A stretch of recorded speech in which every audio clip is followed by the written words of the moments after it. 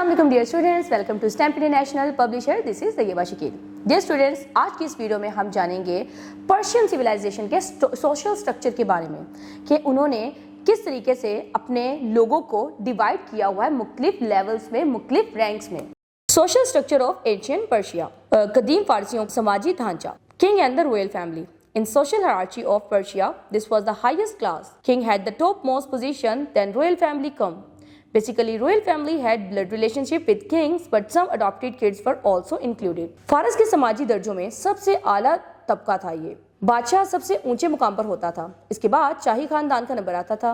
बुनियादी तौर पर शाही खानदान के बादशाह के साथ ही खूनी रिश्ते होते थे, लेकिन कुछ गोद लिए हुए बच्चे भी इसमें शामिल होते थे। A priest had a prestigious position in Persia because he was considered a mediator between humans and God. Priest had powers to interfere in the affair of state, even had the authority in decision making. Their orders were accepted by considering divine orders from God.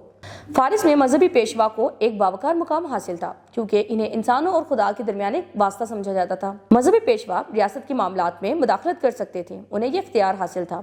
ना तो सिर्फ ये इख्तियार हासिल था बल्कि उन्हें फैसला करने का भी इख्तियार हासिल था क्योंकि इनके अहकाम को खुदा की तरफ से इलाही अहकाम मानकर कबूल किया जाता था। Aristocracy, a group of non and competent people made up an advising council who help the king to run the affairs of static smoothly. जाने पहचाने और बासलाहियत लोगों का एक ग्रुप एडवाइजिंग काउंसिल बनाता था। जाने पहचाने और बासलाहियत लोगों का एक ग्रुप एडवर्टाइजिंग काउंसिल बनाता था जो सल्तनत के मामलात को खुश असलूबी से चलाने में बादशाह की मदद करते थे। Military people, military was respected massively as the people thought them therefore depends. So military had fourth position in social hierarchy of Persia. Military men and their families were provided special benefits by the government. फौज की बहुत ज्यादा इज्जत की जाती थी क्योंकि लोग ये जानते थे कि उनका तहफ़्फ़ुज़ इन पर ही मुनहसर है। फारसी माशरती दर्जा बंदी में फौज चौथे नंबर पे थी। फौजी जवानों और उनके खानदानों को हुकूमत की तरफ से स्पेशल बेनिफिट्स मिलते थे।